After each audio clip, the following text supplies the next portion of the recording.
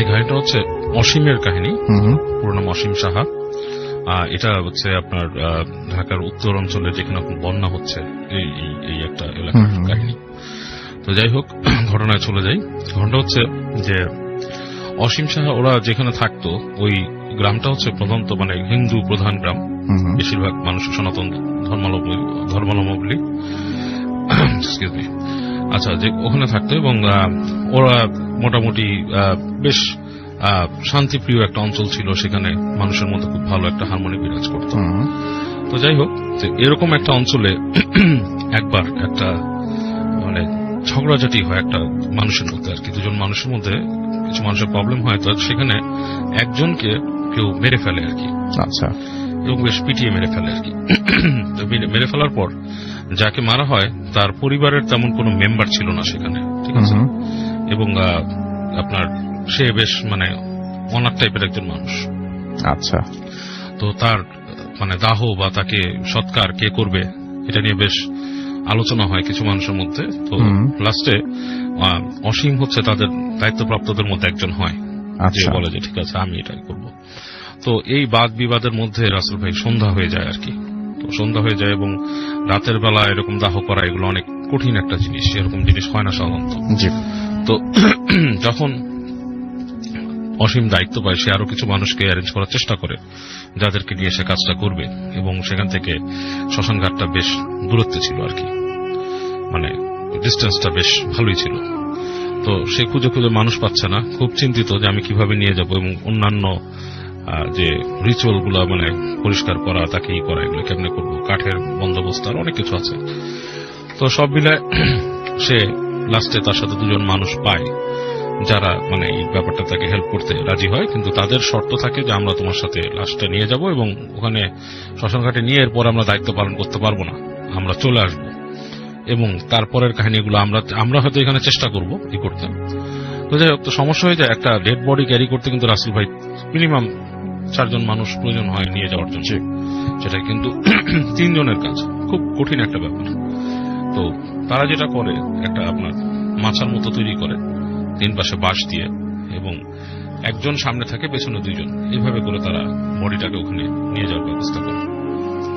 তো নিয়ে যাচ্ছে, এর মধ্যে আবহাওয়া বেশ খারাপ হয়ে যায় আর কি, হালকা হালকা টিপ টিপ টিপ বৃষ্টি পড়া শুরু হয়, মানে হয়ে গেছে, মানে আপনার মেঘ করে হালকা হালকা টিপ টিপ বৃষ্টি পড়তেছে, রাস্তা খুব বন্ধু, এবং বেশ কষ্টকর হয়ে যাচ্ছে জিনিসটা ওখানে নিয়ে যাওয়া। ওদের কাছে মনে হচ্ছে যে লাশটাও বেশ ভারী, এবং সবাই কমপ্লেন করছে, এবং কোনো কারণে বাকি যে 2 জন ছিল ওদের মধ্যে লাশ ক্যারি করছে, তারা বেশ ভয় পায়। তো ভয় পাওয়ার কারণটা হচ্ছে তাদের মধ্যে একটা কুসংস্কার বা কিছু একটা মানে সবসময় থাকে যে সন্ধ্যার সময় এরকম লাশ ওখানে নিয়ে যাওয়াটা খুব খারাপ, এবং শ্মশান ঘাটে নাকি অনেক এরকম কাহিনী প্রচলিত আছে, মানুষ ভয় পায় এবং অনেক কিছু। তো যাই হোক, শেষ পর্যন্ত তারা যে শ্মশান ঘাটে পৌঁছায়, তো যখন শ্মশান ঘাটে পৌঁছায় তো যে দেখে যে ওখানে তো কোনো কেউ নাই এমনি, এবং ওখানে নর্মালি একজন ব্যক্তি থাকে যে নাকি মোটামুটি ওখানে একটা ঘর করে এগুলো দেখাশোনা করে সাইড দিয়ে, ওই লোককে খুঁজেও তারা পায় না ওইখানে, ওই লোকও সেখানে নাই। এর মধ্যে বৃষ্টি মোটামুটি ভালোই হচ্ছে, বৃষ্টি বেড়ে গিয়েছে, এবং ওই লোক যে থাকে যে ঘরটাতে সেটারও কোনো শেড নাই আসলে ভাই, সামনে কোনো টিন শেড বা কিছু একটা থাকে সেরকমও কিছু নেই। তো অসীম খুব প্রবলেমে পড়ে গেল লাশ নিয়ে, আর বাকি 2 জন বললো আমরা থাকবোই না। তারা খুবই মানে তার সাথে ই করে মানে চলে যায় আর কি এখান থেকে। সে দেখে যে তারা চলে গেল, যে দৌড় দিল, এবং তাদের আর পিছনে ডেকেও সে ফিরাইতে পারলো না। আচ্ছা, এবং তারা তাকে বলে গেছে যে আমরা যে তোমার জন্য অন্য ব্যবস্থা করবো, কি কাঠ টাট কি কি লাগে, কি কি অন্যান্য যা যা লাগে সেগুলো ব্যবস্থা করে দিচ্ছি, বাট এখানে আমরা থাকবো না, রাত্রে কেউ নাই। তো অসীম এটাতে বেশ মানে আপনার চাপের সম্মুখীন হয়ে যায়, মানসিক চাপ।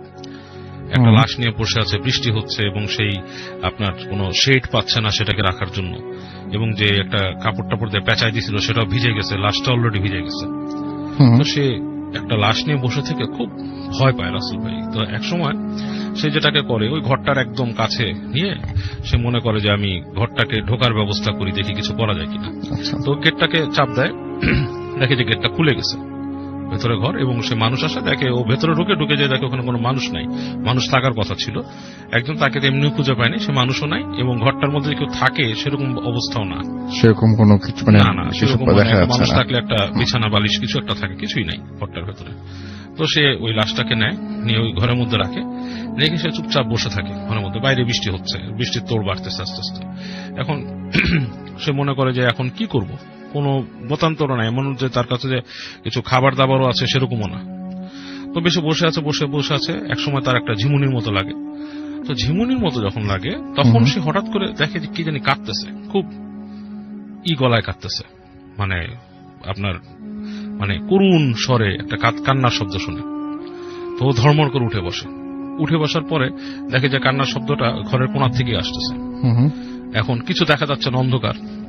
তো ওর কাছে একটা ম্যাচ ছিল, সেই ম্যাচ বের করে ম্যাচ জ্বালার পর দেখে যে কিছুই নাই, ওই কোণার মধ্যে এটা বসে রয়েছে, মানে ওই যে জিনিসটা শুয়ে আছে, লাশটা যে পড়ে আছে লাশটাই, কিন্তু কোনো কিছুই নাই। তো ম্যাচটা একসময় নিভে যায়। তো আবার অনেকক্ষণ কান খাড়া করে থাকে, দেখে আবার শব্দ নাই কোনো, আবার অনেকক্ষণ বসে থাকে, আবার কিছুক্ষণ পর আপনার সেই একটা করুণ কান্নার মতো শব্দ হয়। তো এইবার সে ম্যাচটা জ্বালতেই তার কাছে মনে হচ্ছে যে লাশটা যেভাবে ছিল তার থেকে একটু নড়ে গেছে, মানে লাশটা যেই অবস্থায় ছিল তার থেকে একটু নড়ে আছে। আচ্ছা। ওর মধ্যে বিশাল মানে একটা ধাক্কা খায়, ভয় পেয়ে যায়, এবং তার যে ঘরের গেটটা লাগানো ছিল, গেটটা ভেজানো ছিল, সেটা খুলে গেছে, মানে বেশ ফাঁক হয়ে আছে। তো একটা ভয় পায় যে ওই অঞ্চলে মানে যদি কোনো শেয়াল বা কিছু লাশের গন্ধ পেয়ে যদি ওখানে চলে আসে, সেটারও একটা ভয় থাকে। তো সে উঠে যায়, একটা ম্যাচ তো বেশিক্ষণ আর থাকে না, সে উঠে যায়, উঠে আপনার গেটের কাছে যায়, হেঁটে যে গেটের মধ্যে দেখে কেউ নাই, বৃষ্টি হচ্ছে সেরকম। তো হঠাৎ করে সে একটা মানে পিছনে কি একটা ফিল হয়, তো ফিল যখন হয় সে হঠাৎ করে ঘুরে দেখে যে লাশটা উঠে বসে আছে, মানে লাশটা একদম উঠে বসছে যেরকম হয়, এবং সেই লাশটা তাকে বলতেছে এখানে, আমাকে যে পিটিয়ে মারলো তোরা প্রতিবাদ করলি না, এটা কোনো কথা করলি, আজকে আমি কষ্ট করতেছি, পানিতে ভিজে কষ্ট করতেছি। এটা শুনে রাসেল ভাই সে ঝেড়ে দৌড় দেয় ওখান থেকে, সে এখন দাঁড়াইতে পারে না, দাঁড়াইতে যে সে একদম মাটির মধ্যে পড়ে যায়, আবার উঠে দৌড়ায় গ্রামের রাস্তা দিয়ে ভিজতে সে ওখানে, আর সে লাশের কথা তার মনে থাকে না। সে গ্রামে আসে, অন্ধকার রাস্তা ওরকম করে আসতেছে। আসার পর সে যখন নাকি তার নিজের মানে বাসার কাছাকাছি চলে আসছে, সেখানে যে দেখে যে রাস্তার পাশে একটা অংশে এরকম একটা উবু হওয়া মানে মানুষ উবু হয়ে বসে আছে। তো ও বৃষ্টির মধ্যে উবু হয়ে কে বসে আছে, তো সামনে যে ডাক দেয়, কে বলে ডাক দেয়। তো ওই যে উবু হয়ে বসে আছে সে উঠে তাকানোর পরও দেখে যে যেই লাশটাকে সে নিয়ে গেছে সেই লাশটাই, মানে সেই যেই যার সৎকার হবে সে ওইখানে বসে আছে। তো এটা দেখে আর ওর কিছুই মনে নেই আসল ভাই, ও বেহুশ হয়ে যায়, এবং ওইখানে কিভাবে পড়েছিল পরদিন ওকে গ্রামের মানুষজন আবিষ্কার করে, অনেক জ্বর নিয়ে, গায়ে অনেক হিট, এই অবস্থায়। তো তখন হুঁশ ফিরে বলে যে এরকম ঘটনা আমার সাথে ঘটেছে, এবং গ্রামের মানুষ ওইখানে যখন যায় আবার যে শ্মশান ঘাটে পরদিন, যারা নাকি এটা সৎকারের ছিল বা করবে বলছিল, তারা যে কিন্তু ওই লাশটাকে আর পায় না এই রাসেল ভাই, যে দেখে যে ওই লাশটা ওখানে নাই। আচ্ছা। এবং লাশটার কোনো হদিশও তারা আর কখনোই পায় নাই। ওকে রাসেল ভাই, থ্যাংক ইউ। এই কাহিনীটা হচ্ছে ঢাকা শহরের কোন একটা এখনকার ডেভেলপড, বাট আপনার এটা 90s আন্ডার ডেভেলপ ছিল, তখন জায়গাটা পুরোপুরি ডেভেলপমেন্ট হয় নাই। আপনার বিল্ডিং হচ্ছে অনেক, বেশ নতুন বিল্ডিং হচ্ছে, বিভিন্ন মানুষ করছে জায়গাটা। এই একটা এলাকার কাহিনী। তো এই এলাকায় আসাদ ভাই নামে আর কি আমাদের এক বড় ভাই আছেন, উনি তখন ঢাকার বাইরে থাকতেন, রাজশাহীতে আর কি। তো উনি ঢাকায় এসেছিলেন ওই ওনার এক ফ্রেন্ডের কাছে। তো ওনার ফ্রেন্ডটা কি করতো, আপনার ওই ডেভেলপড যে এলাকাগুলো মানে যেখানে আন্ডার ডেভেলপ হচ্ছে, ওখানে একটা বিল্ডিং এ থাকার একটা পারমিশন পেয়েছিল তার এক আত্মীয়র কাছ থেকে আর কি, তার বিল্ডিংটা তৈরি হচ্ছে সেখানে। যাই হোক, আসাদ ভাই যখন আসেন, এসে ওর সাথে ওঠেন। উনি আসলে বাসাটাকেই ঠিক মতো ঠাউর করতে পারে নাই, কারণ জায়গাটা তখন কেবল তৈরি হচ্ছে, নদী ভরাট করে ঢাকার কোন একটা অংশ, বেশ মাটি টাটি ফেলানো আর কি জায়গাটায়, বিভিন্ন জায়গায় বিল্ডিং হচ্ছে এরকম। তো উনি অনেক কষ্টে সৃষ্টেই বাসাটা খুঁজে বের করে প্রথম। তো বাসা খুঁজে বের করার পরে উনি ওর বাসায় যান, তার বন্ধুর বাসায়, এবং তার বন্ধু তাকে যে ফার্স্টে বলে যে এই বাসার মানে ফ্ল্যাটটা তো প্রায় নির্মাণাধীন একটা বিল্ডিং, এবং এখনো প্লাস্টার হয় নাই, অনেকগুলো রুম আছে, তো মোটামুটি তুই একটা রুমে থাক, অসুবিধা নেই, বাতাস টাতাস আছে, ফ্যানও লাগবে না। আসাদ ভাই একটা রুমে, ওখানে দেখা যায় একটা চৌকি আছে, একটা টেবিল আছে, উনি ওইখানে যে শোন এবং ঘুমায় যান আর কি। তো ওনার যখন ঘুম ভাঙে তখন হচ্ছে রাসেল ভাই বিকাল হয়ে গেছে, পড়ন্ত বিকেল। উনি দূর থেকে শুনছে যে মানে বুঝতে পারছে যে বেশ মানে শব্দ আসছে, শব্দগুলো হচ্ছে আপনার বিকেলের মিলা যাওয়ার শব্দ আর কি। তো ঘুম থেকে উঠে উনি বাইরে আসে, বাইরে আসতে আসতে ততক্ষণ অলরেডি অন্ধকার পড়ে গেছে, দূর থেকে আজানও শোনা যাচ্ছে। এবং উনি তখন ফাইন্ড আউট করে যে এখানে খাবারের তেমন কিছু নাই, বাসার মধ্যে উনি খাবে এরকম কিছু নাই। তো উনি করে কি, বাসার থেকে হেঁটে বের হয়ে মানে খুঁজতে বের হয় যেখানে বাজার কোথায় আছে। তো হেঁটে হেঁটে হেঁটে হেঁটে হেঁটে ওই পুরা এলাকাটা ব্লকের পর ব্লক পার হতে হতে হতে একসময় উনি মেন রাস্তায় যায়, এবং একসময় যে উনি এক জায়গায় যে দোকান পায়, বাজার পায়, ওখানে কেনাকাটা করে উনি ফিরে আসছে। আবার যখন ফিরে আসছে রাসেল ভাই তখন বেশ রাত হয়ে গেছে, লাইক 8:30 9টা। মানে ওই জায়গাটা যেহেতু ডেভেলপমেন্ট হয় নাই, তখন পর্যন্ত কোনো স্ট্রিট ল্যাম্প বসে নাই এবং কিছুই বসে নাই, শুধু বিভিন্ন ব্লকে নির্মাণাধীন কিছু বাসা, ফাঁকা জায়গা, আবার পুকুরের মতো আছে, ডোবার মতো এরকম, কারণ ওই জায়গায় একসময় নদী ছিল। তো উনি যখন এই রাস্তা দিয়ে হেঁটে আসছে, আস্তে আস্তে আস্তে একটা জায়গায় এসে উনি দেখেন উনি তখনই ঠাওর করতে পারছে না বাসাটা কোথায়, অ্যাকচুয়ালি উনি কোথেকে আসছে, কারণ স্ট্রিট ল্যাম্পও নাই, কিছু নাই। তো একটা জায়গায় এসে দেখে যে একটা পুকুরের মতো জায়গা, সেখানে একটা মানুষ বসে কাতরাচ্ছে, মানে ও মা গো বাবা গো এরকম বলে কাতরাচ্ছে আর কি। তো উনি কাছে যায়, যে বলে কি হয়েছে আপনার, যেহেতু উনি এমনিও তখন এতটা যান্ত্রিক সভ্যতা অভ্যস্ততা কম ওনার। তো বলে যে আমার খুব ব্যথা, আমার হাত পায়ে খুব ব্যথা, আমি আহত হয়েছি। তো উনি ওই লোকের সাথে কথা বলে আহত হয়েছেন, কি হয়েছে, বলে আমি অ্যাক্সিডেন্ট করছি। তো ব্যাপারটা হচ্ছে কি, ওনার মাথায় তখন পর্যন্ত এতটুকু খেয়াল করে নাই যে অ্যাক্সিডেন্ট, এখানে বাস ট্রাক তো এরকম আসে না, অ্যাক্সিডেন্ট কিভাবে কি হয়। তো যাক, উনি লোকটাকে বলে যে আপনি হাঁটতে পারবেন, বলে আমার বাসার সামনে একটু পৌঁছাবেন আমাকে, আমি এখানে কাজ করি সামনে। তো উনি লোকটাকে নেয়, নিয়ে হাত দিয়ে উঁচা করে ধরে তাহলে সাহায্য করে, বলে আপনি আমার গায়ে ভর দিয়ে আসেন। তো লোকটা ওনার কাঁধে হাত দিয়ে হাঁটতেছে ওনার সাথে আস্তে আস্তে ঘোড়ায়, বাট ওনার কাছে মনে হচ্ছে যে লোকটার ওজন অতিরিক্ত রকমের। আসাদ ভাই কিন্তু বেশ বলশালী লোক ছিল, মানে উনি ওনার ফিজিক বেশ ভালো, হ্যাঁ বেশ ভালো স্ট্রাকচার। তারপরও ওনার কাছে মনে হচ্ছিল যে উনি খুব অতিরিক্ত রকম ওজন টানছে। লোকটা তার নিজের ভর রাখছেন, তারপর কিছুটা ভর ওনার উপর দিচ্ছে, এটাই অনেক বেশি মনে হচ্ছে ওনার কাছে। তো উনি হাঁটতে ঘেমে গেলেন, ঘেমে যে উনি বাসা পাচ্ছেন না, এটা আরেকটা ওনার কাছে খারাপ লাগা শুরু করলো, যে আশেপাশে যেখানেই তাকাচ্ছেন দূরে দেখতেছে আপনার ওরকম বিল্ডিং, নির্মাণাধীন বিল্ডিং, এবং আপনার ওই মানে একটা স্ট্রাকচার বিল্ডিং এর এই আর কিছু, আর ওই যে কিছু টোবা এগুলো আছে। হাঁটতে প্রায় শেষ মাথায় এসে উনি খুবই টায়ার্ড হয়ে গেলেন। টায়ার্ড হয়ে বলতেছে আমি তো বাসা পাচ্ছি না, বা আপনার বাসা কোথায়, আপনাকে কোথায় নামাই দেবো। বলে যে আপনি খুঁজে বের করেন না আপনার বাসা বের করলে ওইখানেই আমার বাসা। বলে আমার বাসা কোথায়, আপনি কেমনে জানেন? বলো ওই যে ওইখানেই, আপনাকে দেখছি আমি দিনের বেলাও এখান থেকে। তো উনি একটু কনফিউজ হয়ে যান। তো উনি করে কি, শেষ মাথা থেকে যে আবার ফিরে আসেন, আস্তে আস্তে একটা ব্লক দেখেন, মনে করেন যে আচ্ছা এটাই তো সেই ব্লক। উনি ঢুকে 2-3টা বাসা পার হওয়ার, লাকিলি উনি বুঝেন যে এটাই যে বাসা থেকে উনি বেরিয়েছেন ওই বাসাটার ভিতরে নির্মাণাধীন বিল্ডিং, কোথাও কোনো লাইট নাই। তার মানে উনি বুঝতেছে যে আসলে যে উনি যে উঠে আসছে, ওনার বন্ধু আর ব্যাক করেনি কখনো। তো উনি নিচে যায়, মোটামুটি উনি কনফার্ম হয় যে এই বাসার থেকে উনি গেছে আর কি। উনি হেঁটে যে 2 তলায়, মানে ফার্স্ট ল্যান্ডিং সেকেন্ড ল্যান্ডিং এর মানে যে ফ্ল্যাটটা, ওইটাতেই আর কি ওনার বন্ধু। চোখে দেখে যে দরজা যেভাবে রাখছেন সেভাবেই আছে, একটা তালা ছিল, উনি খুলেন, তালাটা খুলে ভিতরে ঢোকার পরে উনি ওই লোকটার দিকে তাকান, নিচে বসায় রাখছিল তাকে, তাকায় দেখে যে ওই লোকটা আর নাই। উনি খুঁজতেছে, ডাকলো অনেক কিছু, যে এই যে অনেক শব্দ করলো, কোনো সারা শব্দ মিলতেছে না। তো উনি খুব মানে অবাক হয়ে যায়, এখানে এসে কিভাবে কি হলো এসে। উনি ব্যাগটা ঘরের মধ্যে রেখে উনি ফ্রেশ ওখানে ছোট লাইট জ্বালায় ওনার মানে কাজকর্ম করে টোরে উনি রাতের বেলা উনি শুতে যায়, আলোটা নিভায় দেয়। আচ্ছা, তা আলোটা নিভায় যখন শুয়েছে রাসেল ভাই, তখন কিছুক্ষণ পরে ওনার মনে হচ্ছে যে ওনার যে বন্ধুর রুমটা, সেখান থেকে শব্দ হচ্ছে টুকটাক, এটা ওইটা। তো উনি মনে করলো ওনার ফ্রেন্ড মনে ফিরে আসছে রাতের বেলা। তো একটু ঘুম দৌড়ানো চোখেই উনি ডাক দেয় বন্ধুর নাম ধরে। তো সেই বন্ধু কোনো রেসপন্স করতেছে না। তো উনি চিন্তা করে যে কি ব্যাপার, আবার শুয়ে পড়ে উনি। এইবার শুয়ে পড়ার পর রাসেল ভাই মনে হচ্ছে যে কিছু মানুষ সম্মিলিত শব্দ করতেছে, লাইক আচ্ছা কোন একটা বাসার মধ্যে কোনো কিছু যদি হতে থাকে, মানে কোন একটা ইভেন্ট ঘটতে থাকে, কিছু শব্দ, হ্যাঁ মানুষ এটা আন ওইটা আন এরকম। তারপর উনি শুনতেছে যে মানুষ কাঁদতেছে, মানে পুরুষ মানুষই কিন্তু খুব বিলাপ করে কাঁদতেছে। আচ্ছা, তো এটা শুনে উনি কি হয়েছে, উনি এক পর্যায়ে উঠে যায় বিছনার থেকে, ওই যে খাট থেকে উঠে, চোখের থেকে উঠে উনি হাঁটতে হাঁটতে যায়, লাইটের সুইচে লাইট দিয়ে দেখে লাইট জ্বলে না, রুমের মানে আলো জ্বলছে না। তো উনি হেঁটে হেঁটে হেঁটে ওই রুমের গেটের কাছে যায়, মনে হচ্ছে দরজার ঠিক ওপাশেই এই শব্দগুলো হচ্ছে এবং ব্যাপক পানি ঢালার শব্দ, আচ্ছা, মনে হচ্ছে যে কেউ পানি ঢালতেছে, ঠিক আছে।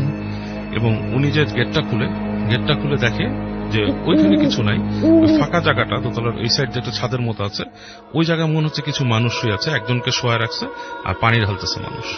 ইটস লাইক লাশ গোসল দিলে যেরকম সেরকম একটা ব্যাপার স্যাপার।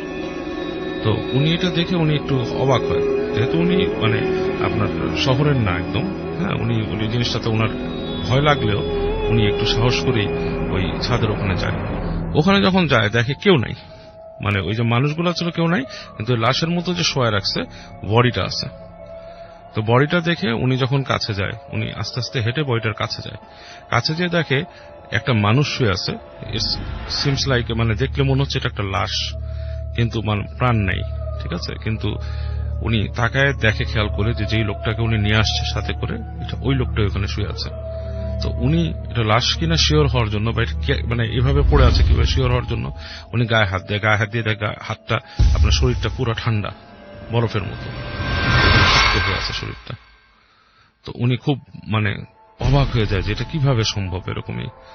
তো উনি যখন এগুলো চিন্তা করতেছে, হঠাৎ করে যে ওই লাশটা ছিল সে ফট করে চোখ মেলে তাকে ওনার দিকে, এবং তখন ওনার আর কি নার্ভাস ব্রেকডাউন হয়, উনি আর আসলে এটা সহ্য করতে পারে না, উনি মানে ওখানে ফেইন্ট হয়ে যায়। এবং তার ওনার যখন হুঁশ ফিরে, তখন উনি সকালবেলা ফাইন্ড আউট করে যে উনি বিছানার মধ্যেই আছেন, ওনার ফ্রেন্ড চলে আসছে। ওনার ফ্রেন্ড বলতেছে যে তোকে রাতের বেলা ওখানে পাইছি, ছাদের মধ্যে তুই পড়েছিলি, মানে আমি যখন আসছি গভীর, আমার রাতটা লেট হয়ে গেছে, আমি আমার ক্লাস শেষ করে অনেক কাজ শেষ করে আমি আসছি, এসে তোলে দেখি আমি সামনে পড়ে আছিস, ঘটনা কি? তখন উনি বলে যে আমি এরকম দেখছি। এবং তার ফ্রেন্ডরা তখন ফাইন্ড আউট করে যে এই বিল্ডিং গুলো যখন হয় অনেক সময় কিন্তু মিস্ত্রিরা পড়ে যায়, এবং ওই বিল্ডিং থেকেও এরকম 3 জন মিস্ত্রি পড়ে মারা গেছে। এই কাহিনীটা হচ্ছে আপনার আমাদের মোহাম্মদপুর এলাকার একটা কাহিনী, সলিমুল্লাহ রোডের। ওখানে আমার পরিচিত একজন আছেন, এক রিলেটিভ, উনি আরেক আত্মীয়র বাসায় থাকতে গিয়েছিলেন আর কি। তো বেড়াতে এসেছিলেন নিছক আর কি শখে আর কি, বেড়াতে এসছে বাসায়। এবং যেই আত্মীয়র বাসা উনি ছিলেন, সেই বাসার 2-4 জন তাকে বলে প্রথম দিনই যে আমাদের বাসাটা কিন্তু একটু হন্টেড, মানে এখানে উদ্ভট কার্যকলাপ হয় এবং অনেকেই অনেক কিছু ভয় পায়। আমরা অনেকবার চেষ্টা করছি বাসার থেকে এগুলো তাড়ানোর জন্য, বাট হয় না। তো সুতরাং রাতের বেলা যখন থাকবেন খুব সাবধানে থাকবেন। তো যিনি গিয়েছিলেন উনি মনে করেন যে আসলে যে এটা দুষ্টুমি করা হয়েছে তার সাথে, মানে কোনো মজা করার চেষ্টা করতেছে, কারণ যারা বলছিল তারা হচ্ছে সব ইয়াং কিডস, হ্যাঁ, মানে ধরেন সবাই স্কুল কলেজে পড়ে আর কি। তো উনি এটাকে খুব মজার ছলেই নিছেন। আর যেহেতু উনি আসছেন ঢাকার বাইরে থেকে আর কি, তার কাছে এই জিনিসটা বেশ মনে হচ্ছে এখানে ভয়ের কি আছে। আচ্ছা, তবে ওই বাসাটা বেশ পুরনো বাসা রাসেল ভাই, ওখানকার সেই অনেক আগের আমলের বাসাগুলো। আচ্ছা, তো বাসাটা সেটআপটা ছিল এরকম, এটা মানে বলে নেওয়া দরকার যে বাসাটা হচ্ছে আপনার চারিপাশে রুম আছে, হ্যাঁ, এটা ছাদের উপরে বাসাটা, এবং যেখানে থাকতো আর কি ওরা, সেটা হচ্ছে চারিপাশে রুম আর মাঝখানে উঠানের মতো আর কি। আচ্ছা, উঠানের মতো ছাদ খোলা আর কি, আর এক কোনায় বাইরে হচ্ছে বাথরুম।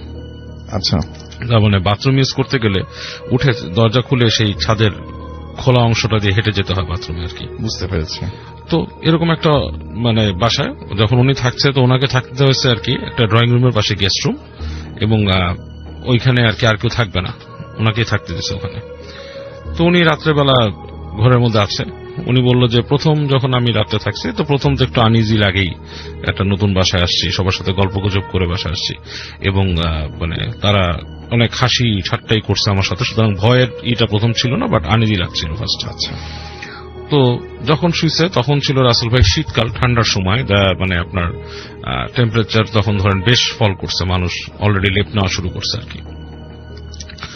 ওনাকেও লেপ দেওয়া হয়েছে। তো উনি শুইছে যখন, তো হঠাৎ করে লাইটটা যখন নিভাইছে, ওনার ফার্স্ট যে জিনিসটা উনি ফিল করে যে রুমটা একটু অতিরিক্ত রকমের অন্ধকার। আচ্ছা, যেটা নাকি নর্মালি একটা রুম লাইট নিভাই দিলে আশেপাশের কিছু আলো সেখানে আসে, রুমের ভেতরে কিছু আলো দেখা যায়, মানে একসময় শোয়ে আসে। তো উনি দেখতেছে চোখে অন্ধকারটা শোয়েই আসতেছে না, অন্ধকার যেন মানে আরো মানে আপনার ঘনীভূত হয়ে ঘুরিঘুরটি অন্ধকার হয়ে গেছে এখানে। তো এই অবস্থায় কিছুক্ষণ থাকার পরে উনি লেফটেনে নিয়ে শুয়েছে। তো ফার্স্ট যেটা উনি ফিল করে যে দেখা যায় যে ওনার প্রচন্ড গরম লাগতেছে, মানে লেপে মানে মানে ঘেমে যাচ্ছে পারে। তো উনি লেপটা ফেলে দেয় শরীর থেকে, ফেলে দিয়ে উনি গায়ে একটা চাদরের মতো টেনে নিয়ে গায়ে দেয়। দেখে চাদরও গরম লাগতেছে, এবং এরকম লাগতে লাগতে একসময় ওনার শার্টই খুলে ফেলতে হয়, এত গরম ঘরের ভেতরে, মানে লাইক রিয়েলি মানে কঠিন, মানে গরমের সময় যেরকম গরম হয় সেরকম ওই রুমের ভেতরে টেম্পারেচার। এবং উনি উঠে বসে, তখন উঠে বসে এরকম কারণটা কি। তো উনি উঠে দাঁড়ায় আপনার ওই রুমের মধ্যে একটু হাঁটাহাঁটি করে সুইচ বোর্ড খুঁজতে থাকে লাইটের।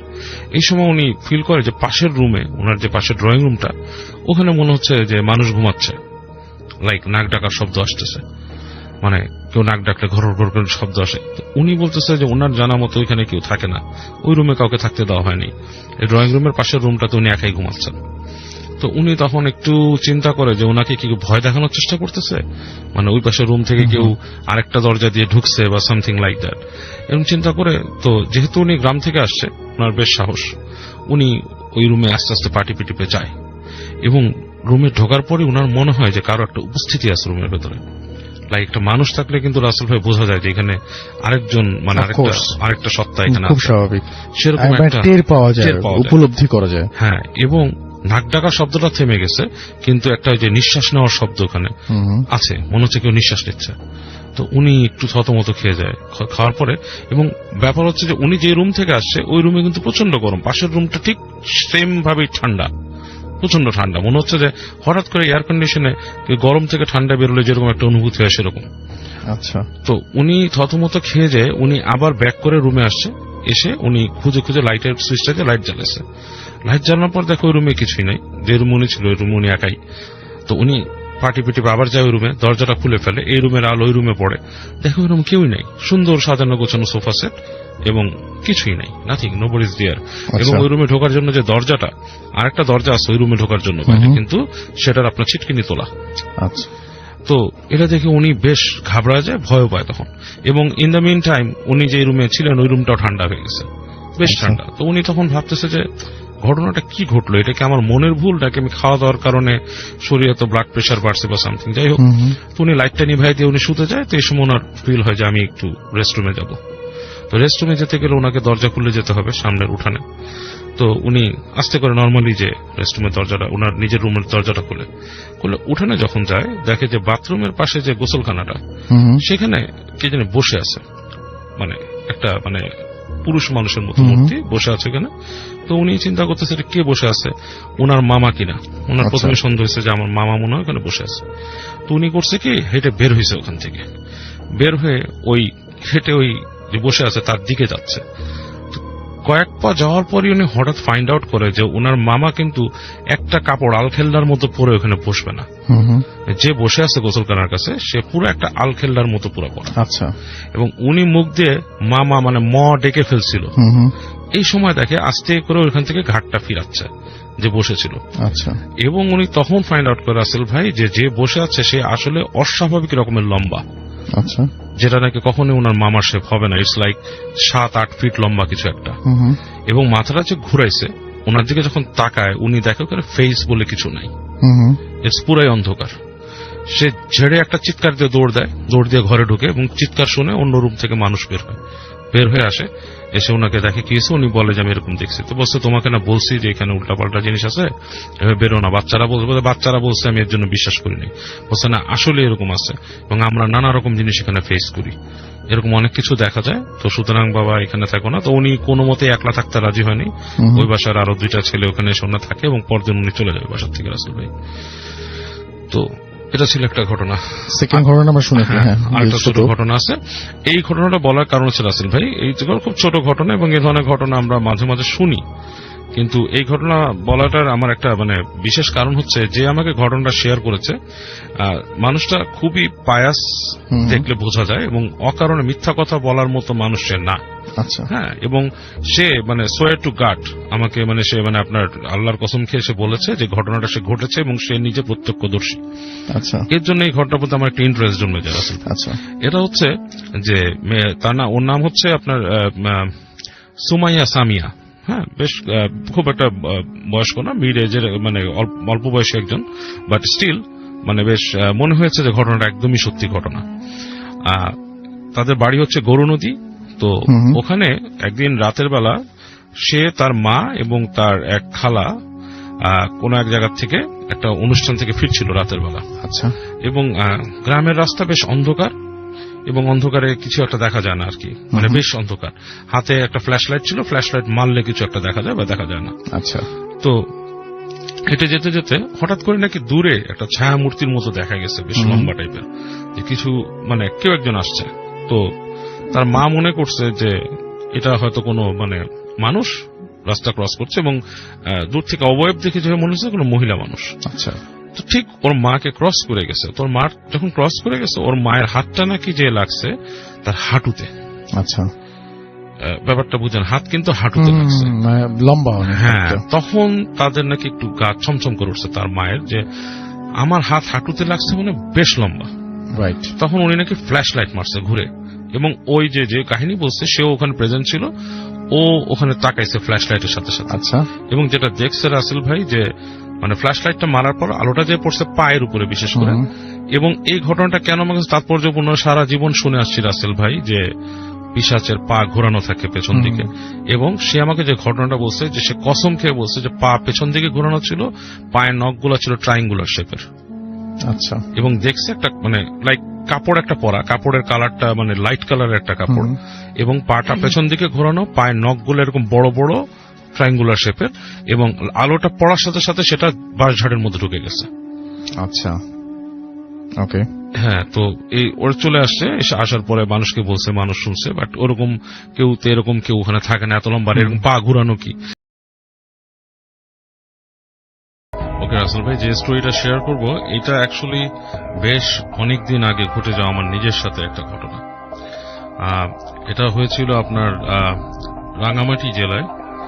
তখন আমি বিদেশ থেকে প্রথম বাংলাদেশে এসেছি, এবং আমার প্যারেন্টস গভর্নমেন্ট সার্ভেন্ট হওয়ার কারণে ওখানে আর কি আমরা বেড়াতে যাই একটা গভর্নমেন্ট স্পটে আর কি, নাম বলা যাবে না। আচ্ছা। যাই হোক, তো দিনের বেলা ঘোরাঘুরি করলাম লেকে, এবং রাতের বেলা যেখানে থাকতে দেওয়া হলো জায়গাটা একটা সিকিউরড এরিয়া আর কি। তো ওখানে আপনার যারা সিকিউরিটিতে ছিল তারা আমাদেরকে বললো, মানে আমরা বন্ধুরা ছিলাম একটা অংশে, আচ্ছা, আর ফ্যামিলি ছিল হচ্ছে আপনার ডাক বাংলোতে। তো যাই হোক, তো ওখানে বললো যে এখানে আপনার করা যাবে না, মানে কিছু এলাকা আছে এখান দিয়ে যেতে পারবেন না, রাতের বেলা হাঁটাহাঁটি করবেন না, আপনারা এখানে কথা বলেন, গল্প করেন, যাই করেন এই বারান্দা এন্ড বারান্দার পার্শ্ববর্তী অঞ্চলটা। তো যাই হোক রাসেল ভাই, এগুলো শোনার পরে বুঝলাম, জিজ্ঞেস করলাম কেন যাওয়া যাবে না। বলল যে এটা আশেপাশে বন জঙ্গল এবং সংরক্ষিত এলাকা, সুতরাং এখানে অনেক রকম বিপদ আপদ থাকতেই পারে, পশু পাখি থাকে অনেক সময়, অন্য জায়গা থেকে আপনার বাঘ এসে পড়ে, মানে চিতাবাঘ যেটা, দেন সাপ এসে পড়ে, এগুলো আর কি। তো যাক শুনলাম, শুনে ধরেন রাত পর্যন্ত আর কি বন্ধু বান্ধব আড্ডা মারার পর যখন নাকি প্রায় শেষ রাত, তখন একা একা ভাল লাগছিল না রাসেল ভাই। তো আমি আস্তে আস্তে করে একটা মানে সিগারেট নিয়ে সামনে চলে যাই হেঁটে হেঁটে। হাঁটতে হাঁটতে যখন বারান্দায় আসি, বারান্দায় এসে দেখছি যে বেশ নিশুতি রাত, হ্যাঁ, আপনার ঝিঝি পোকা ডাকছে এবং বেশ ভালোই লাগছিল। তো তাকায় দেখি যে আপনার সামনে আপনার একটা খোলা জায়গা আর কি, মানে বেশ ওপেন একটা জায়গা মাঠের মতো, এবং মাঠের ওই সাইডে, মাঠের ওখানে আবার বেশ কার্পেটিং করা একটা জায়গা, সম্ভবত হেলিকপ্টার বা কিছু নাম ওখানে, হেলিপ্যাড বা সামথিং লাইক দ্যাট। তার ওই পাশের জায়গাটা আপনার করা আর কি, আপনার ওই গাছগাছালি দিয়ে ঘেরা। তা আমি হঠাৎ চিন্তা করলাম যে জায়গাটা তো বেশ পরিষ্কারই এবং একটা আর্চ লাইট পড়ছে বেশ, আমি বললাম একটু হেঁটে যাই সামনে কি আছে। তো হেঁটে চলা শুরু করলাম রাসেল ভাই। হাঁটতে হাঁটতে আপনার ওই পাকা জায়গাটা পার হলাম, পাকা জায়গা পার হয়ে এক সময় ওই প্রান্তে চলে আসলাম যেখানে ঝোপঝাড়। তো ওখানে দাঁড়িয়ে ওই রাতের আলোতেই দেখছি যে বেশ আলো পড়ছে, বেশ জায়গাটা মানে দেখা যাচ্ছে নিচু জায়গাটা। হঠাৎ দেখলাম যে আপনার একটা ছায়া মূর্তির মতো হ্যাঁ, মানে দাঁড়ায় আছে ওখানে, বাট মানে ইটস লাইক হিউম্যান শেপ। আমি ফার্স্টে মনে করেছিলাম যে কোনো বানর বা কিছু নাকি, কিন্তু বানর তো আপনার ছোট আর হয়। কোনো প্রাণী না। না, বানর ছোট হয়, কুজো হয়ে থাকে, এরকম কিছু, মানে স্ট্রেট দাঁড়িয়ে আছে। হ্যাঁ, এবং খেয়াল করলাম যে চুলগুলা বেশ বড় বড়, কারণ চুলগুলা মানে বাতাসে উঠছে। এরকম অবস্থায় হঠাৎ করে ওই পাহাড়ের কোণা থেকে শাট করে নিচে লাফ দিল। লাফটা হচ্ছে ফ্রি ফলের মতো, আমরা যেরকম বানজি জাম্পিং করি, কাইন্ড অফ লাইক দ্যাট, এবং নিচে চলে গেল। নিচে চলে যাওয়ার পর আমি একটা মানে ধাক্কা খেলাম যে একটা মানে মানুষ টাইপের কিছু এরকম পাহাড় থেকে লাফিয়ে এরকম, কিভাবে সম্ভব এবং না। উচ্চতাটা বেশ অনেক। রাসেল ভাই, নিচে নদীগুলোকে দেখা যাচ্ছে, লেক বা নদী যেটা, সেটা ছোট সংকীর্ণ খুব। তো আমি বেশ মানে হকচকিয়ে গেলাম, বেশ ভয় পেলাম। খুবই স্বাভাবিক। এবং একা আমি দেখলাম যে এরকম ঘটনাটা কি, এবং পরবর্তীতে মনে হলো যে আমার ঠিক পেছনে মানে সাইড দিয়ে বাতাসের কোন একটা আর কি ঘূর্ণির মতো হচ্ছে আর কি। বাতাস হঠাৎ করে লাইক কুশন করলে যেরকম হয়, এরকম বাতাসের ঘূর্ণির মতো কতগুলো, এবং মনে হচ্ছে যে আমাকে সাইড কাটায় সামনে চলে যাচ্ছে বাতাসটা। তো আমি বেশ ভয় পেলাম এবং আমি হেঁটে হেঁটে চলে আসা শুরু করলাম। এবং যখন আমি ওই ঠিক আপনার বারান্দা দিয়ে ঢুকছি, তখন কিন্তু আমি পিছনে স্পষ্ট মানে একটা হাসির শব্দ শুনছি, লাইক মেল না ফিমেল? ফিমেল ভয়েসে হাসিটা। বাট হাসিটা রাসেল ভাই এতই মানে ডিফারেন্ট ছিল, এটা নর্মালি আমরা যে হাসি সেরকম কিছু না, মানে একটা মেয়ে মানুষ সাধারণভাবে যেরকম হাসি সেরকম না, কেমন জানি একটা মানে কণ্ঠটাই জানি কেমন একটা হাসির একটা শব্দ। এবং আমি তাড়াতাড়ি আপনার ভেতরে চলে আসি, এসে আমার রুমের মধ্যে যখন যাই, যে তখন আপনার তাড়াতাড়ি আমি দোয়া পড়ে ওখানে শুয়ে পড়ি। এবং আমি সকালে ওখানকার ওই একজন সিকিউরিটির সাথে কথা বলি যে ভাই, আপনার মানা করছিলেন ওখানে যেতে, তো আমি কিন্তু হেঁটে হেঁটে গেছিলাম, এরকম এরকম দেখছি। তো বললো যে আপনি কেন গেছেন, জায়গাটা তো মানে সুবিধা না, অনেক পুরানো জায়গা এখানে, এবং এখানে অনেক উদ্ভট উদ্ভট জিনিস ঘটে। তবে এখানে একজন এই এলাকায় একটা পাহাড়ি মেয়ে এখান থেকে পড়ে আত্মহত্যা করছিল এক সময়, এবং অনেকেই নাকি সেই আপনার পড়ে যাওয়ার জিনিসটা প্রায় এরকম দেখে এখান থেকে। সো বলছে যে হয়তো আপনি দেখতে পারেন এটা, হু নোজ, বাট এরকম বেরোবেন না। এটা শুধু যে পশু পাখির জন্য বলছি সেটা না আর কি। থ্যাংক ইউ রাসেল ভাই। এই কাহিনীটি আমাকে বলেছে জামিল। ওর বাসা হচ্ছে আপনার রাজশাহীর একটা অঞ্চলে আর কি, যে কোনো একটা গ্রামের। আমি স্পেসিফিকলি লোকেশনটা জানি না, বাট ও আর কি ওদের ফ্যামিলির কিছু দুঃসম্পর্ক আত্মীয় থেকে আপনার এই ব্ল্যাক ম্যাজিকের শিকার হয়। আচ্ছা, তো ওই কাহিনীটা শেয়ার করা আমার কাছে। এনিওয়েজ, তো ব্যাপারটা হচ্ছে যে জামিলদের ফ্যামিলি ছিল একসময় 51 পরিবার, এবং ওদের দাদার আর কি পিতৃকুলের অনেক টাকা পয়সা ছিল আর কি, টু বি ভেরি রিচ, অনেক টাকা পয়সা ছিল। এনিওয়েজ, তো ওর লাস্ট ওর বড় চাচা যখন ছিল, সে ছিল কন্ট্রোলে সবকিছুর। তো উনি মারা যাওয়ার পরে ওদের সম্পত্তি কিছুটা আপনার এই ভাগাভাগির ব্যাপার চলে আসে আর কি। তো হিসাবে ওই জামিলের যে বাবা বেশ কিছু আর কি সেখান থেকে টাকা পয়সা পেয়ে যায়, এবং মানে তাদের সম্পত্তি বেশ একটা বড় চাঙ্ক ওদের ভাগ্যে জোটে আর কি। তো যেভাবে হোক, এগুলোর পজিশন ওর আব্বা নেওয়ার চেষ্টা করে, বাড়িতে যায়, এবং জামিলকেও এটাতে ইনভলভ হতে হয় সবকিছুই করার পরে। আচ্ছা, তো যখন এগুলো নেয়, তখন ওদের কাছে নাকি ওদের ফ্যামিলির কিছু মানুষের আর কি কিছু মানে এরকম কথাবার্তা আসে যে এই জায়গাটা তোমরা ছেড়ে দাও। আছে আপনি গ্রামে যখন অনেক বড় সম্পদ হয়, এই জায়গাটা ছেড়ে দাও, এটা সেটা এরকম মানে হ্যাঁ, মানে নাহলে ঝামেলা হবে।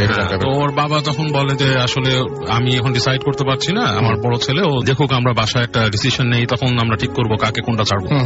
মানে গ্রামে বা এরকম জায়গায় নাকি এরকম ব্যাপার থাকে যে কোনো সম্পত্তির সিগনিফিকেন্স কারো কাছে বেশি থাকে, আচ্ছা, ওটা তারা চায় যে ওটা নিতেই হবে এরকম আর কি।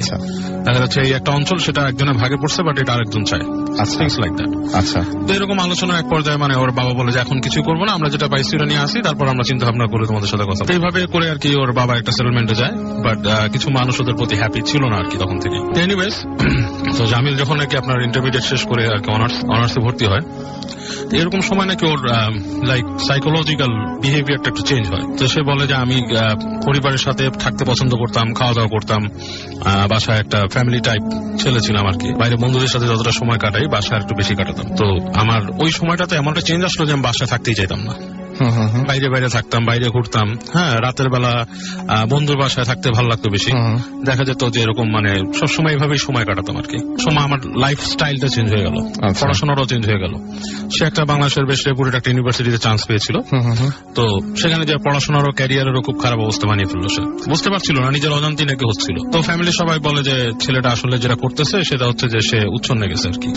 তো বেসিক্যালি ও নিজে আবার চিন্তা করতে একটা সময় বসে যে আমি হোয়াট আই এম ডুইং, আমার তো এটা করা ঠিক না, আমার করার কথা হচ্ছে আমার পড়াশোনা করার কথা, আমার স্টাডি করার কথা, আমি কেন এরকম করতেছি। এরকম দেখা যেত যে কারো বাসায় যে বসেই আছে ঘন্টার পর ঘন্টা বন্ধুর বাসায়, অথচ তার কিন্তু আসলে খেয়াল নাই না, এবং মন থেকে মনে হচ্ছে যে আমি বাসায় চলে গেলে ভালো, বাট কিছু একটা কারণে সে ওখানে বসে আছে। আচ্ছা, তো তার ফার্স্ট ডে এর ঘটনা আর কি, যখন থেকে যে সেই প্যারানর্মাল জিনিসগুলা মানে ফার্স্ট ডে এটা দেখা শুরু করে, সেটা হচ্ছে যে এক বন্ধুর বাসায় বসেছিল সে ছাদের মধ্যে, এবং অনেক রাতে আর কি। বন্ধু আর সে ছাদে আড্ডা মারতেছিল, তো বন্ধু এক বললো যে আমি বাসার থেকে যাই কফি নিয়ে আসি, তুই বয়। হ্যাঁ, ওরা মগ ভর্তি কফি খেত আর কি রাতে। তো একটা সময় দেখা গেল যে বসে আছে, বন্ধু চলে গেছে। অনেকক্ষণ পর ছাদের মধ্যে মনে হচ্ছে যে শব্দ হচ্ছে এই পাশে, মানে যে জায়গাতে মানে সিঁড়ি ঘরের যে রুমটা থাকে, তো টক টক করে শব্দ হচ্ছে। তো মনে করছে ফ্রেন্ড মনে আসছে, তো একটা মানে সিগারেট ধরায় বলতেছে অমুক আসছিস, তো কোনো খবর নাই। তো কিছু বললে কে শব্দ করতেছে, তো উঠে যায় সে ওই গেটটা খুলে ফেলে, গেটটা খুলে দেখে যে ওই জায়গাতে কেউ নাই, সিঁড়ি ঘর মানে একদম নিশ্চুপ খাগা। তো এই সময় সে দেখে যে তার যে সিঁড়ি ঘরের যে লাইটটা ছিল ওখানে, ওই লাইটটা আপনার স্টার্টার করা শুরু করছে আর কি। আচ্ছা, মানে এটা কি মানে কোনো সমস্যা বা ইলেকট্রিক্যাল কোনো সমস্যা বা কিছু। এই সময় ওর কাছে মনে হচ্ছে ওর কানের কাছে কেউ এরকম করে একটা বাতাস এরকম দিছে, এবং হি ফেল লাইক ঠিক পেছনেই কেউ আছে সামনে। তো ফট করে ঘুরে দেখে কেউ নাই, এবং মানে ওই দিন থেকে নাকি ওর এই জিনিসগুলো শুরু বেশি হয়ে যায়। তো যখন ফিরে আসে ওর মাথাটা ঝিমঝিম করতেছিল, ঘামতেছিল। বাসা থেকে একটু পরে বন্ধু আসে, আসার পর বলে যে কি হচ্ছে তোর, বলে যে আমার ভালো লাগতেছে না, আমি বাসা চলে যাবো। বলে এখন তো রাত 12টা বাজছে, আমার বাসায় থাক আজকে। বলে না আমি চলে যাবো বাসায়। তো বাসায় চলে যায়। তো বাসায় যে যখন কেউ রাতে ঘুমায়, ওর মনে হতো যে ও যখন ঘুমায় আছে মানে শুইছে আর কি, ওই দিন ও ফার্স্ট সেটা উপলব্ধি করে ওর কানের কাছে কেউ ফিসফিস করতো আর কি। ঠিক মনে হতো যে ঘুমায় আছে, ঠিক কেউ একজন আসতো ওর কাছে, মানে মনে হতো যে কানের কাছে কেউ ফিসফিস কিছু বলে আর কি, উইসপারিং টাইপের সাউন্ড, বাট মানে সো ক্লিয়ার, মানে ইটস নট লাইক অ্যাকচুয়ালি মানে দূরের কোনো উইসপার না, মানে কানের কাছে কেউ এসে কথা বলতেছে। আচ্ছা, এরকম সে ফিল করা শুরু করলো। তো ব্যাপারগুলো অনেক ডিস্টার্বিং হয়ে যাওয়ার জন্য খুবই ডিস্টার্বিং হয়ে যায়, এবং মানে স্লোলি যেটা হয় জামিলের, যে ও আরো চেঞ্জ হওয়া শুরু করে। সেই চেঞ্জটা হচ্ছে আগে যেটা সেটা এক্সট্রোভার্ট ছিল, বাইরে যেত, এখন সে কি যে ইনকিউবাস হয়ে যায়, ঘরের মধ্যে থাকা শুরু করে। এবং একটা পর্যায়ে তার নেচার গুলো একটা পাগলামি চলে আসে, বাসায় করতে করতে চিল্লি এটা সেটা করে, কথাবার্তা ঠিক মতো বলে না, এবং ওর আপনার এই নখ টক বড় হওয়া শুরু করে, চুল বড় হওয়া শুরু করে। বাসার মানুষ মেন্টালিও কেমন যেন ডিস্টার্ব সিচুয়েশন তৈরি হয়। তা এখন ওকে চিন্তা করে যে বাসায় যে ওকে এরকম মানে রাখা ঠিক না। ও দেখা যাচ্ছে যে হঠাৎ করে খামাখা চিৎকার চেঁচামেচি করে কাউকে মার দিয়ে ফেলে এরকম। তো ওকে প্রায় দরজার তালা বেঁধে রাখতো, তালা মেরে রেখে দিত বাসা। আচ্ছা, তো পড়াশোনা সব বন্ধ, সবকিছু শেষ তার।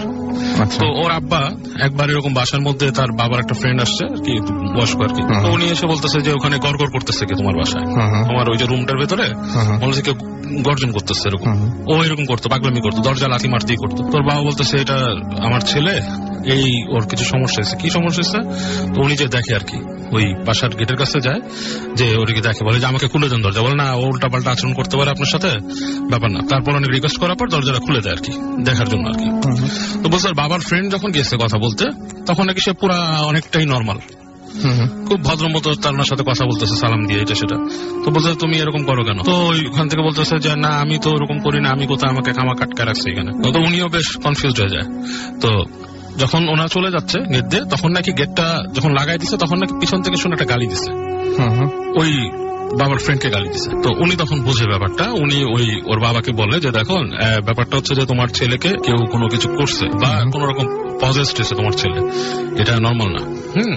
মানে এই ধরনের আচরণগুলো তখনই হয় মানুষের ভেতরে যখন সে পজেসড হয় বা তাকে কেউ মানে ব্ল্যাক ম্যাজিক বা কালো জাদু করে আর কি, তখন হয়। তখন বলে যে আমি এখন কি করতে পারি, বলে যে তুমি অমুক জায়গার একটা পেশা, মানে যার কথা বলছে ইনি ঢাকা শহরে বেশ রিনাউন্ড ছিলেন, এখন মানে ওটা বলার প্রয়োজন দিচ্ছে না। একজনের কথা বলে যে ওখানে যাও, ওখানে যে তুমি কথা বলো, দেখো কিছু একটা উনি সলিউশন দিবে আর কি। তো উনি ওনার ফ্রেন্ডকে নিয়ে ওরকম ওখানে যায়, ওর বাবা, যে এরকম মানে আপনার সময় করে পীর সাহেবের সাথে দেখা হয় না, একটা সময় দেখা হয়। তো পীর সাহেব দেখার পরই বলতেছে যে ছেলের নাম ছবি দেখি বলতেছে আপনার ছেলেকে কেউ কিছু করছে। আচ্ছা, আমি আপনাকে বলতাম যে আমি খুব লজিক্যাল চিকিৎসা দিয়ে আমি বলতাম যে আপনাকে ডাক্তার দেখান বা সামথিং, বাট আমার মনে হয় আপনার ছেলে করছে, বিকজ অফ যেসব লক্ষণ শুনলাম প্লাস আপনার ছবি থেকে আমি যা বুঝতেছি তাকে কিছু করা হয়েছে। তাকে আপনি আমার কাছে নিয়ে আসেন। তো সম্ভবত আনতে পারবেন না, সে আসতে চাইবে না। আর যদি মানে সে মানে আর কি না আসে, তাহলে আমি সাধারণত যাই না এখান থেকে বাইরে, যেহেতু আমি এই রুকিয়া কাজগুলো করি, সাধারণত আমার মানে যাওয়া হয় না, এখান থেকে বেরোনো হয় না, আমার জন্য একটু বাজে ব্যাপার। বাট যদি একান্তই না পারেন তখন আমি আপনার বাসা যাব। আচ্ছা। তো জামিলের বাবা অনেকভাবে ট্রাই করে ছেলেকে বলে যে তুমি আমার সাথে চলো, যদিও তাকে বাইরে নিয়ে যাওয়াই তখন খুব বিপজ্জনক ছিল। কারণ বাসার থেকে পুরোপুরি সে একটা ইনসাইন টাইপের মানুষ হয়ে গেছিল, মানে নকটক, বড় চুলটুল, বড় বাজে আচরণ করে বাসায়, হ্যাঁ। মানে দেখতে পাগল পাগল। হ্যাঁ, তো তাকে বাসায় নিয়ে যাও, তোর আব্বা অনেক কথা বলে ওর মার সাথে লাস্টে আলাপ করে ওই পীর সাহেবের কাছে মাকে নিয়ে যায়। তো ওর মা যে রিকোয়েস্ট করে যে আপনি একটু চলেন, আমার ছেলের খুব খারাপ অবস্থা, কান্নাকাটি করে। তো ওই পীর সাহেব শেষ পর্যন্ত ওদের বাসায় আসে। তো ব্যাপার হচ্ছে এগুলো কিন্তু জামিল পরবর্তীতে শুনছে, মানে he can not remember that time, সে কিন্তু ওই টাইমটা মনে করতে পারে না এখন, ঠিক আছে? সেগুলো তার শোনা কথা, তার মানুষের কাছ থেকে। আচ্ছা, তো সে বলতেছে যে যখন পীর সাহেব আমাদের বাসায় আসছে, সে নাকি উদ্ভ্রান্তের মতো আচরণ করা শুরু করছে নিচ থেকে, মানে পীর সাহেব নিচে, সে উপরে। তখন নাকি উদ্ভ্রান্তের মতো আচরণ করা শুরু করছে, মানে আপনার এই লাথি মারে, চিল্লায়, গর্জন করে, হ্যাঁ, মানে লাইক স্প্লিট ভয়েস হয়ে গেছে তার, এরকম টাইপ অফ থিংস, লাইক বাজে একটা মানে আচরণ, মানে মনে হচ্ছে যে দুইজন মানুষ কথা বলে, এই ধরনের একটা ব্যবসা। তো পীর সাহেবকে উপরে নিয়ে আসছে।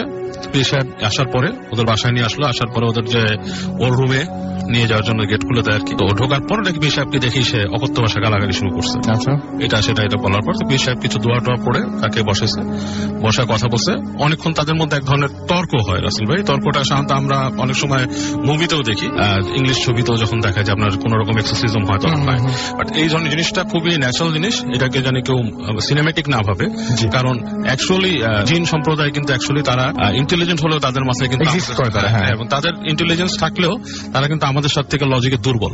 ও আসলেও? হ্যাঁ, এবং যত রুকিয়া হয়, যারা মুসলিমরাই বেশি করে, এখন ইংল্যান্ডে মুসলিম যারা হুজুর আছে ওনারা বেশি করে, কিছু চার্চের ফাদাররাও করেন, তাদের মূল ব্যাপারটাই থাকে ওই এভেল এন্টিটিটাকে বোঝানো যে this is not your place, why have you come here, এখানে আসছো কেন, এটা তোমার জায়গা না, তোমাকে বিভিন্ন জায়গায় না আছে, এবং বিভিন্ন রেফারেন্স দেওয়া হয়, তখন বিভিন্ন পবিত্র গ্রন্থের থেকে রেফারেন্স দেওয়া হয় যে তোমাকে এখানে আসতে না করা হয়েছে, বা তোমার এটা জায়গা না, কেন আসছো, এবং কথাটা বের করে নিয়ে আসে।